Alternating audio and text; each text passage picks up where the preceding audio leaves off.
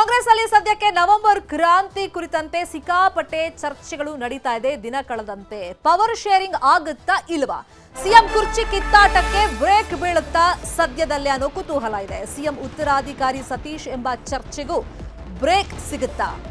ದೆಹಲಿಗೆ ಹೋಗಿದ್ದಾರೆ ಕೆಪಿಸಿಸಿ ಅಧ್ಯಕ್ಷ ಡಿಸಿಎಂ ಡಿಕೆ ಶಿವಕುಮಾರ್. ಮಹತ್ವದ ಬೆಳವಣಿಗೆ ನಡೆಯುತ್ತಾ ಅಂತೇಳಿ ಕುತೂಹಲ ಇದೆ. ಸಿಎಂ ಬಣಕ್ಕೆ ಚೆಕ್ಮೇಟ್ ಕೊಡೋದಕ್ಕೆ ಡಿಕೆ ಶಿವಕುಮಾರ್ ಮುಂದಾದ್ರ 2.5 ವರ್ಷದ ಬಳಿಕ ಸಿಎಂ ಕುರ್ಚಿ ಬದಲಾವಣೆ ಆಗುತ್ತಾ? ಪವರ್ ಶೇರಿಂಗ್ ಆಗುತ್ತಾ ಕಾಂಗ್ರೆಸ್ ಅಲ್ಲಿ? ಸಿದ್ದರಾಮಯ್ಯ ಅವರನ್ನ ಸಿಎಂ ಸ್ಥಾನದಿಂದ ಕಾಂಗ್ರೆಸ್ನ ಹೈಕಮಾಂಡ್ ಕೆಳಗಡೆ ಇಳಿಸುತ್ತಾ? ಇನ್ನು ಸಿಎಂ ಉತ್ತರಾಧಿಕಾರಿ ಸತೀಶ್ ಎಂಬ ಯತೀಂದ್ರ ಸಿದ್ದರಾಮಯ್ಯ ಹೇಳಿಕೆ ವಿಷಯವಾಗಿಯೂ ಕೂಡ ವರಿಷ್ಠರಿಗೆ ದೂರನ್ನ ಕೊಡೋದಕ್ಕೆ ಡಿಕೆ ಶಿವಕುಮಾರ್ ದೆಹಲಿಗೆ ಹೋಗಿದ್ದಾರೆ ಅನ್ನೋ ಸುದ್ದಿನೂ ಇದೆ. ಹೊಸ ಕೆಪಿಸಿಸಿ ಅಧ್ಯಕ್ಷರ ನೇಮಕ ಗೊಂದಲದ ಬಗ್ಗೆ ಚರ್ಚೆ ಮಾಡುವಂತ ಸಾಧ್ಯತೆ ಇದೆ. ಇನ್ನು ಕ್ಯಾಬಿನೆಟ್ ಪುನಾರಚನೆಯಾದ್ರೆ ಯಾರು ಇನ್ ಯಾರು ಔಟ್ ಆಗ್ತಾರೆ, ಎಲ್ಲಾ ವಿಚಾರಗಳ ಬಗ್ಗೆ ಹೈಕಮಾಂಡ್ ಜೊತೆ ಡಿಕೆ ಶಿವಕುಮಾರ್ ಚರ್ಚೆಯನ್ನ ಮಾಡ್ತಾರೆ. ಈಗ ಎಐಸಿಸಿ ಪ್ರಧಾನ ಕಾರ್ಯದರ್ಶಿ ಕೆಸಿ ವೇಣುಗೋಪಾಲ್ ಜೊತೆಯಲ್ಲಿ ಚರ್ಚೆ ಮಾಡಿದ್ದಾರೆ. ರಾಜ್ಯ ಉಸ್ತುವಾರಿ ಸುರ್ಜೇವಾಲಾ ಜೊತೆಯೂ ಕೂಡ ಸಭೆಯನ್ನ ಮಾಡಿದ್ದಾರೆ. ಈ ಸಂದರ್ಭದಲ್ಲಿ ಡೋಂಟ್ ವರಿ ಅಂತ ಹೇಳಿದ್ದಾರಂತೆ ಕೆಸಿ ವೇಣುಗೋಪಾಲ್ ಹಾಗೇನೆ ಸುರ್ಜೇವಾಲಾ. ಇನ್ನು ಇವತ್ತು ರಾಹುಲ್ ಗಾಂಧಿ ಭೇಟಿಗೆ ಡಿಕೆ ಶಿವಕುಮಾರ್ ನವದೆಹಲಿಯಲ್ಲಿ ಪ್ರಯತ್ನವನ್ನ ಪಡ್ತಾ ಇದ್ದಾರೆ. ರಾಹುಲ್ ಗಾಂಧಿ ಭೇಟಿಯಾದ್ರೆ ನೇರವಾಗಿ ಸಾಕಷ್ಟು ವಿಷಯಗಳ ಬಗ್ಗೆ, ಅಂದ್ರೆ ರಾಜ್ಯದಲ್ಲಿ ಏನಾಗ್ತಿದೆ ಕಾಂಗ್ರೆಸ್ ಅಲ್ಲಿ ಆ ಬೆಳವಣಿಗೆ ಬಗ್ಗೆ ಚರ್ಚೆಯನ್ನ ಮಾಡೋದಕ್ಕೆ ಸಿದ್ಧತೆಗಳನ್ನ ಮಾಡ್ಕೊಂಡು ಹೋಗಿದ್ದಾರೆ. ರಾಹುಲ್ ಗಾಂಧಿ ಭೇಟಿಗೆ ಪ್ರಯತ್ನವನ್ನ ಇವತ್ತು ಪಡ್ತಾ ಇದ್ದಾರೆ. ಒಂದ್ ಕಡೆ ಕೆಸಿ ವೇಣುಗೋಪಾಲ್, ಮತ್ತೊಂದ್ ಕಡೆ ಸುರ್ಜೇವಾಲಾಗೆ ಏನೆಲ್ಲ ಸಂದೇಶವನ್ನ ಕೊಡಬೇಕಾಗಿತ್ತು ಅದನ್ನೆಲ್ಲ ಡಿಕೆ ಶಿವಕುಮಾರ್ ಕೊಟ್ಟಿದ್ದಾರೆ. ಈ ಸಂದರ್ಭದಲ್ಲಿ ಡೋಂಟ್ ವರಿ ಅಂತ ಹೇಳಿ ಉಭಯ ನಾಯಕರು ಅವರಿಗೊಂದು ಭರವಸೆಯನ್ನ ಕೊಟ್ಟಿದ್ದಾರಂತೆ. ಈಗ ರಾಹುಲ್ ಗಾಂಧಿ ಒಂದ್ ವೇಳೆ ಸಿಕ್ಕರೆ ನೇರವಾಗಿ ಎಲ್ಲ ವಿಷಯಗಳ ಬಗ್ಗೆ ಚರ್ಚೆಯನ್ನ ಮಾಡೋದಕ್ಕೆ, ಅಂದ್ರೆ ಸಿದ್ದರಾಮಯ್ಯ ಅವರ ಉತ್ತರಾಧಿಕಾರಿ ಸತೀಶ್ ಅನ್ನೋ ಹೇಳಿಕೆ ಇರ್ಬೋದು, ಕೆಪಿಸಿಸಿ ಅಧ್ಯಕ್ಷರ ಬದಲಾವಣೆ ವಿಷಯ, ಪ್ರಮುಖವಾಗಿ ಪವರ್ ಶೇರಿಂಗ್ ವಿಷಯವಾಗಿ ನನಗೊಂದು ಕ್ಲಾರಿಟಿ ಬೇಕು ಅಂತ ಹೈಕಮಾಂಡ್ ಹತ್ರ ಡಿಕೆ ಶಿವಕುಮಾರ್ ಹೋದಾಗೆಲ್ಲ ಕೇಳ್ತಾ ಇದ್ರು ಅಂತ ಏನೋ ಸುದ್ದಿ ಇತ್ತು. ಮತ್ತೆ ನವೆಂಬರ್ನಲ್ಲಿ ಬದಲಾವಣೆ ಆಗುತ್ತೆ, ಸಿಎಂ ಸ್ಥಾನ ಪವರ್ ಶೇರಿಂಗ್ ಬದಲಾವಣೆ ಆಗುತ್ತೆ ಅಂತೆಲ್ಲ ಏನ್ ಚರ್ಚೆಗಳಿತ್ತು, ಅದಕ್ಕೆ ಫುಲ್ ಸ್ಟಾಪ್ ಇಡುವಂತ ಕಾಲ ಸನ್ನಿಹಿತವಾಯ್ತಾ? ಇದೇ ವಿಷಯವಾಗಿ ಇನ್ನಷ್ಟು ಡೀಟೇಲ್ ಆಗಿ ಇನ್ಫಾರ್ಮೇಶನ್ ಕೊಡ್ತಾ ಹೋಗೋದಕ್ಕೆ ಫೋನ್ ಸಂಪರ್ಕದಲ್ಲಿ ಕನೆಕ್ಟ್ ಆಗಿದ್ದಾರೆ ನಮ್ಮ ಪೊಲಿಟಿಕಲ್ ಬ್ಯೂರೋ ರಿಪೋರ್ಟರ್ ಕೃಷ್ಣ. ರಾಜ್ಯ ಕಾಂಗ್ರೆಸ್ ಅಲ್ಲಿ ನವೆಂಬರ್ ಕ್ರಾಂತಿ ಆಗ್ಬಿಡುತ್ತೆ ಅಂತ ದಿನಕ್ಕೊಬ್ರು ಸ್ಟೇಟ್ಮೆಂಟ್ ಕೊಡ್ತಿರುವಂತ ಬೆನ್ನಲ್ಲೇ ಒಂದಿಷ್ಟು ಬೆಳವಣಿಗೆಗಳು ಕೂಡ ಆಗ್ತಾ ಇದೆ. ಹಾಗಾದ್ರೆ ಡಿಕೆ ಶಿವಕುಮಾರ್ ದೆಹಲಿ ಭೇಟಿಯ ಲೆಕ್ಕಾಚಾರಗಳೇನು? ಶರ್ಮಿತಾ, ಬಹಳಷ್ಟು ನಿರೀಕ್ಷೆ ಇದೆ, ಬಹಳಷ್ಟು ಕುತೂಹಲ ಇದೆ ರಾಜ್ಯ ಕಾಂಗ್ರೆಸ್ನಲ್ಲಿ ನಡೀತಿರುವಂತಹ ಬೆಳವಣಿಗೆ. ಡಿಸಿಎಂ ಡಿಕೆ ಶಿವಕುಮಾರ್ ಅವರು ಈಗ ತಾನೇ ದೆಹಲಿಗೆ ಹೋಗಿರುವಂತ ನೆನ್ನೆ ಹೋಗಿದ್ದಾರೆ. ಇವತ್ತು ಎಐಸಿಸಿ ಮಾಜಿ ಅಧ್ಯಕ್ಷ ಆಗಿರತಕ್ಕಂಥ ರಾಹುಲ್ ಗಾಂಧಿ ಅವ್ರನ್ನ ಭೇಟಿ ಮಾಡೋದ್ರ ಮುಖಾಂತರವಾಗಿ ಒಂದು ರಾಜ್ಯ ಕಾಂಗ್ರೆಸ್ನ ನಾಯಕತ್ವ ಬದಲಾವಣೆ ಸಂಬಂಧಪಟ್ಟಂತೆ ಒಂದು ಕ್ಲಾರಿಟಿಯನ್ನ ತೆಗೆದುಕೊಳ್ಳುವಂತ ನಿಟ್ಟಿನಲ್ಲಿ ಡಿಸಿಎಂ ಡಿಕೆ ಶಿವಕುಮಾರ್ ಮುಂದಾಗಿರುವಂತದ್ದು. ನಿನ್ನೆ ದಿನ ಎಐಸಿಸಿ ಪ್ರಧಾನ ಕಾರ್ಯದರ್ಶಿ ಕೆಸಿ ವೇಣುಗೋಪಾಲ್ ಅವರನ್ನ ಭೇಟಿ ಮಾಡಿ ಇತ್ತೀಚೆಗೆ ರಾಜ್ಯ ಕಾಂಗ್ರೆಸ್ ನಲ್ಲಿ ನಡೆದಿರುವಂತಹ ಬೆಳವಣಿಗೆ, ಅದರಲ್ಲೂ ಪ್ರಮುಖವಾಗಿ ಮುಖ್ಯಮಂತ್ರಿ ಸಿದ್ದರಾಮಯ್ಯ ಪುತ್ರ ಯತೀಂದ್ರ ಸಿದ್ದರಾಮಯ್ಯ ಏನು ಹೇಳಿಕೆಯನ್ನ ಕೊಟ್ಟಿದ್ರು, ಉತ್ತರಾಧಿಕಾರಿ ಸಚಿವ ಸತೀಶ್ ಜಾರಕಿಹೊಳಿ ಒಂದು ಹೇಳಿಕೆ, ಇದು ರಾಜ್ಯ ಕಾಂಗ್ರೆಸ್ ನಲ್ಲಿ ಒಂದು ರೀತಿ ದೊಡ್ಡ ಮಟ್ಟದ ಸಂಚಲನಕ್ಕೆ ಕಾರಣವಾಗಿತ್ತು. ಹೀಗಾಗಿ ಈ ಒಂದು ಇಂತಹ ಹೇಳಿಕೆಗಳಿಗೆ ಎಲ್ಲೋ ಒಂದ್ ಕಡೆ ಬ್ರೇಕ್ ಹಾಕ್ಬೇಕು ಅನ್ನೋ ನಿಟ್ಟಿನಲ್ಲಿ DCM DK Shivakumar KC Venugopal ಅವ್ರ ಜೊತೆಗೆ ಮನವಿಯನ್ನ ಮಾಡ್ಕೊಂಡಿದ್ದಾರೆ ಅಂತ ಕೂಡ ಹೇಳಲಾಗ್ತಾ ಇದೆ. ಹೀಗಾಗಿ ರಾಜ್ಯ ಕಾಂಗ್ರೆಸ್ ಉಸ್ತುವಾರಿಯಾಗಿರ್ತಕ್ಕಂಥ ಏನು ರಣದೀಪ್ ಸಿಂಗ್ ಸುರ್ಜೇವಾಲಾ ಅವರ ಜೊತೆಗೂ ಕೂಡ ಚರ್ಚೆ ಮಾಡೋದ್ರ ಮುಖಾಂತರವಾಗಿ ಅಂತಿಮವಾಗಿ ರಾಹುಲ್ ಗಾಂಧಿ ಅವರನ್ನ ಭೇಟಿ ಮಾಡಿ ರಾಜ್ಯದಲ್ಲಿ ಏನು ಗಾಂಧಿ ಭಾರತ್ ಶತಮಾನೋತ್ಸವ ಅಂಗವಾಗಿ 100 ಕಾಂಗ್ರೆಸ್ ಕಚೇರಿಗಳನ್ನ ಸ್ಥಾಪನೆ ಮಾಡುವಂತೆ ಡಿಸಿಎಂ ಡಿಕೆ ಶಿವಕುಮಾರ್ ಪಣವನ್ನ ತೊಟ್ಟಿದ್ದಾರೆ. ಅವರ ಕನಸಿನ ಯೋಜನೆ ಕೂಡ ಆಗಿರುವಂತದ್ದು.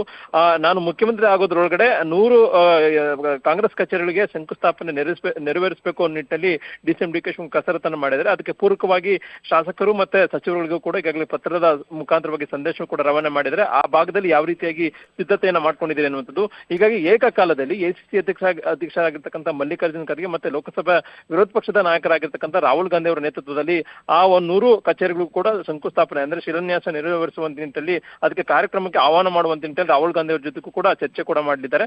ಅದಾದ ನಂತರವಾಗಿ ನವೆಂಬರ್ 20ರ ನಂತರವಾಗಿ ರಾಜ್ಯ ಕಾಂಗ್ರೆಸ್ ನಲ್ಲಿ ನಾಯಕತ್ವ ಬದಲಾವಣೆ ಅನ್ನುವಂಥದ್ದು ದೊಡ್ಡ ಮಟ್ಟದ ಪ್ರಶ್ನಾರ್ಥಕವಾಗಿ ಉಳಿದಿರುವಂತದ್ದು.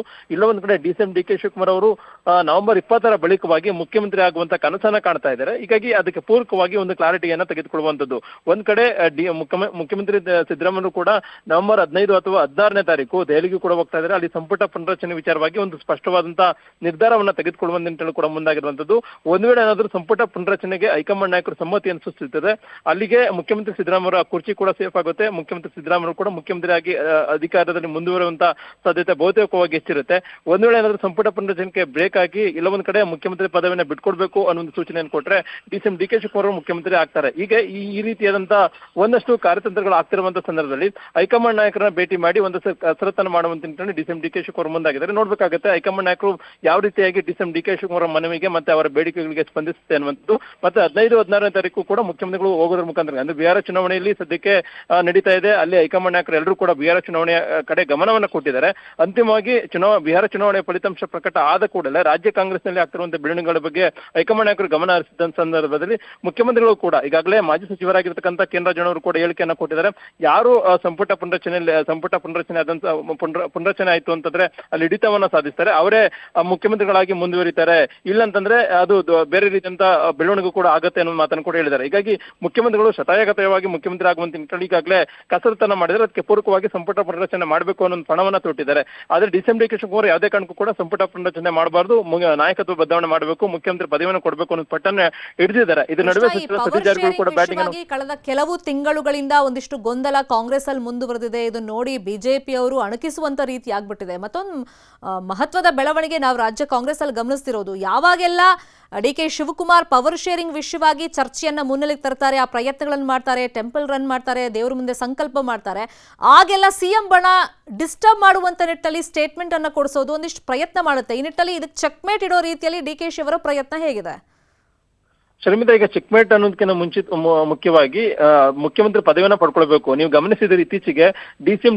ಶಿವಕುಮಾರ್ ಅವರು ಎಲ್ಲೂ ಕೂಡ ನಾಯಕತ್ವದ ಬದಲಾವಣೆ ಬಗ್ಗೆ ಎಲ್ಲೂ ಕೂಡ ಮಾತಾಡಿಲ್ಲ. ಒಂದ್ ರೀತಿ ಮೌನವಾಗಿ ತಮ್ಮ ನಡೆಯನ್ನು ಅನುಸರಿಸಿದ್ದಾರೆ. ಮತ್ತೆ ತಮ್ಮ ಬಣದವ್ರಿಗೂ ಕೂಡ ತಾಕೀತನ್ನ ಮಾಡಿದ್ದಾರೆ, ಯಾವುದೇ ಕಾರಣಕ್ಕೂ ಕೂಡ ಇಂಥ ಸಂದರ್ಭದಲ್ಲಿ ಮಾತಾಡಬಾರದು ಅಂತ. ಒಂದ್ ವೇಳೆ ಏನಾದ್ರು ಮಾತಾಡಿ ಡ್ಯಾಮೇಜ್ ಆಯ್ತು ಅಂದ್ರೆ ಅದು ಎಲ್ಲೋ ಒಂದ್ ಕಡೆ ಬರುವಂತ ದಿನಗಳಲ್ಲಿ ಡಿ.ಸಿ.ಎಂ. ಶಿವಕುಮಾರ್ ಅವರಿಗೆ ದೊಡ್ಡ ಮಟ್ಟದ ಅದು ಹಿನ್ನಡೆ ಆಗುತ್ತೆ, ಡ್ಯಾಮೇಜ್ ಕೂಡ ಆಗುತ್ತೆ. ಆ ಕಾರಣಕ್ಕೋಸ್ಕರವಾಗಿ ಯಾವುದೇ ಕಾರಣಕ್ಕೂ ಕೂಡ ಆ ರೀತಿಯಂತ ಪ್ರಸಂಗ ಬರಬಾರ್ದು ಅನ್ನೋ ಕಾರಣಕ್ಕೋಸ್ಕರವಾಗಿ ಇಷ್ಟು ದಿನಗಳ ಕಾಲ ಒಂದು ರೀತಿ ತಳ್ಕೊಂಡು ಬಂದಿದ್ದಾರೆ. ಈಗ ನವೆಂಬರ್ 20ನೇ ತಾರೀಕು ಬರ್ತಾ ಇದೆ, ಏನೋ ಸರ್ಕಾರ ಬಂದು ಎರಡೂವರೆ ವರ್ಷಗಳು ಪೂರೈಸ್ತಾ ಇದೆ. ಇಂಥ ಸಂದರ್ಭದಲ್ಲಿ ಹೇಗಾದ್ರೂ ಮಾಡಿ ಅಧಿಕಾರದ ಪದವಿಯನ್ನು ಪಡೆದುಕೊಳ್ಬೇಕು. ನೀವು ಹೇಳಿದಂಗೆ ಎಲ್ಲ ಒಂದ್ ಕಡೆ ಡಿ.ಸಿ.ಎಂ. ಮುಖ್ಯಮಂತ್ರಿ ಸಿದ್ದರಾಮಯ್ಯ ಬಣ, ಯಾವಾಗ ಡಿ.ಸಿ.ಎಂ. ಶಿವಕುಮಾರ್ ಬಣ ಒಂದ್ ರೀತಿ ನಾಯಕತ್ವ ಬದಲಾವಣೆ ಬಗ್ಗೆ ಚರ್ಚೆ ಆಯಿತು, ಅಂತ ಸಂದರ್ಭದಲ್ಲಿ ಮುಖ್ಯಮಂತ್ರಿ ಬಣದವರು ಕೂಡ ಅವರಿಗೆ ಚೆಕ್ಮೇಟ್ ಕೊಡುವಂತದ್ದು ಮತ್ತೆ ಅವ್ರಿಗೆ ಕೌಂಟರ್ ಕೊಡೋದನ್ನು ಕೂಡ ಕೊಡ್ತಾ ಇದ್ರು. ಆದ್ರೆ ಈಗ ಆ ತರ ಬೆಳವಣಿಗೆಗಳು ಬರ್ತಾ ಇಲ್ಲ. ಎಲ್ಲೋ ಒಂದ್ ಕಡೆ ಮುಖ್ಯಮಂತ್ರಿಗಳ ಪರವಾಗಿಯೂ ಕೂಡ ಈಗಾಗಲೇ ಸಚಿವ ಸತೀಶ್ ಜಾರಕಿಹೊಳಿ ಕೂಡ ಬ್ಯಾಟಿಂಗ್ ಅನ್ನ ಮಾಡಿದ್ದಾರೆ. ಯಾವುದೇ ಕಾರಣಕ್ಕೂ ಕೂಡ ಹೈಕಮಾಂಡ್ ನಾಯಕರು ನಾಯಕತ್ವ ಬದಲಾವಣೆ ಬಗ್ಗೆ ಮನಸ್ಸನ್ನ ಮಾಡೋದಿಲ್ಲ, ಆ ರೀತಿ ಮಾಡೋದಕ್ಕೂ ಕೂಡ ಬಿಡೋದಿಲ್ಲ ಅನ್ನುವಂಥದ್ದು. ಪರೋಕ್ಷವಾಗಿ ಮುಖ್ಯಮಂತ್ರಿ ಸಿದ್ದರಾಮಯ್ಯ ಅವರೇ ಅಧಿಕಾರದಲ್ಲಿ ಮುಂದುವರಬೇಕು ಅನ್ನೊಂದು ಹಠವನ್ನು ಕೂಡ ತೊಟ್ಟಿದ್ದಾರೆ. ಹೀಗಾಗಿ ನೋಡ್ಬೇಕಾಗತ್ತೆ ಹೈಕಮಾಂಡ್ ನಾಯಕರು ಯಾವ ರೀತಿಯಾಗಿ ಅಂದ್ರೆ ಡಿ.ಸಿ.ಎಂ. ಶಿವಕುಮಾರ್ ಅವರು ನಂಬ್ಕೊಂಡಿರುವಂತದ್ದು ಕಾಂಗ್ರೆಸ್ ಹೈಕಮಾಂಡ್ ಬಗ್ಗೆ. ಗೊಂದಲಗಳಾದಾಗ ನೀವು ಹೇಳ್ಬಿಡಿ ಪವರ್ ಶೇರಿಂಗ್ ಇದೆಯಾ ಇಲ್ವಾ, ನನ್ನ ದಾರಿ ನಾನು ನೋಡ್ಕೋತೀನಿ ಅಂತ ಹೇಳಿ ಬಂದವರು ಇಲ್ಲಿ ಬಿಜೆಪಿಯಿಂದ ನನಗೆ ಈ ಹಿಂದೆ ಆಫರ್ ಇತ್ತು ಅಂತೆಲ್ಲ ಸಾಕಷ್ಟು ವಿಷಯಗಳನ್ನ ಯಾವ ಟೈಮಲ್ಲಿ ಹೇಳಿದ್ರು ಅನ್ನೋದು ಕೂಡ ಇಂಪಾರ್ಟೆಂಟ್ ಆಗುತ್ತೆ. ಮತ್ತೊಂದು ರಾಜಕೀಯ ವಿಶ್ಲೇಷಣೆ ಮಾಡೋದಾದ್ರೆ ಕೃಷ್ಣ, ಈ ಸರ್ಕಾರದ ಅವಧಿಯಲ್ಲಿ ಮುಂದೆ ಚುನಾವಣೆ ಆದ್ಮೇಲೆ ಯಾವ ಸರ್ಕಾರ ಬರುತ್ತೋ ಇಲ್ವೋ ಗೊತ್ತಿಲ್ಲ, ಅದು ಜನ ಡಿಸೈಡ್ ಮಾಡ್ತಾರೆ. ಬಟ್ ಈಗಿನ ಸರ್ಕಾರದ ಅವಧಿಯಲ್ಲಿ 2.5 ವರ್ಷ ಆಗ್ತಿರೋದ್ರಿಂದ ಈ ಅವಧಿಯಲ್ಲಿ ನನಗೆ ಮುಖ್ಯಮಂತ್ರಿ ಸ್ಥಾನ ಕೈ ತಪ್ಪಿಟ್ರೆ ಈ ಅವಧಿಯಲ್ಲಿ ಮತ್ತೆ ನಾನು ಮುಖ್ಯಮಂತ್ರಿ ಆಗೋ ಚಾನ್ಸ್ ಇಲ್ಲ ಅಂತ ಕಡೆ ಪ್ರಯತ್ನ ಡಿ.ಕೆ. ಶಿವಕುಮಾರ್ ಅವ್ರದ್ದು ಈ ಅವಧಿಯಲ್ಲಿ.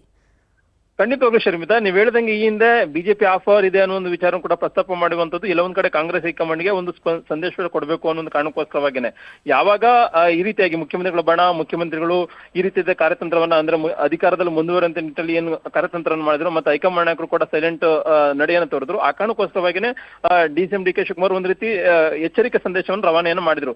ನೀವು ಹೇಳಿದಂಗೆ ಈಗ ಪಡೆದುಕೊಂಡ್ರೆ ಮಾತ್ರ ಚಾನ್ಸಸ್ ಡಿ.ಸಿ.ಎಂ. ಶಿವಕುಮಾರ್ಗೆ ಮುಖ್ಯಮಂತ್ರಿ ಸ್ಥಾನ ಪದವಿಯನ್ನ ಪಡ್ಕೊಳ್ಳುವಂತದ್ದು. ಯಾಕಂದ್ರೆ ಅವ್ರ ಜ್ಯೋತಿಷಿಗಳು ಅವರ ಆಪ್ತರು ಕೂಡ ಹೇಳಿದರೆ, ಮತ್ತೆ ಈಗಾಗಲೇ ಪ್ರತಿಪಕ್ಷ ಬಿಜೆಪಿ ನಾಯಕರು ಕೂಡ ಅದೇ ಮಾತನ್ನ ಹೇಳ್ತಾ ಇದ್ದಾರೆ, ಈಗ ತೆಗೆದುಕೊಂಡ್ರೆ ಮಾತ್ರ ಅನ್ನುವಂಥದ್ದು. ಹಾಗಾಗಿನೇ ಬಿಜೆಪಿ ನಾಯಕರು ಟೀಕೆಯನ್ನ ಮಾಡ್ತಾ ಇದ್ದಾರೆ, ಒತ್ ಕಿತ್ಕೋತಾರ ಇಲ್ವಾ, ಅದೇ ರೀತಿಯಾಗಿ ಪದವಿಯನ್ನ ಪಡೆದುಕೊಳ್ತಾರ. ಹೀಗಾಗಿ ಎಲ್ಲಾ ಚರ್ಚೆಗಳ ನಡುವೆ ಡಿ.ಸಿ.ಎಂ. ಶಿವಕುಮಾರ್ ಪ್ರಯತ್ನ ಅತ್ಯಂತ ಕುತೂಹಲ ಮೂಡಿಸಿದೆ. ನಿಜಕ್ಕೂ ಕೂಡ ನವೆಂಬರ್ 20ರ ಬಳಿಕವಾಗಿ ಮುಖ್ಯಮಂತ್ರಿ ಡಿ.ಸಿ.ಎಂ.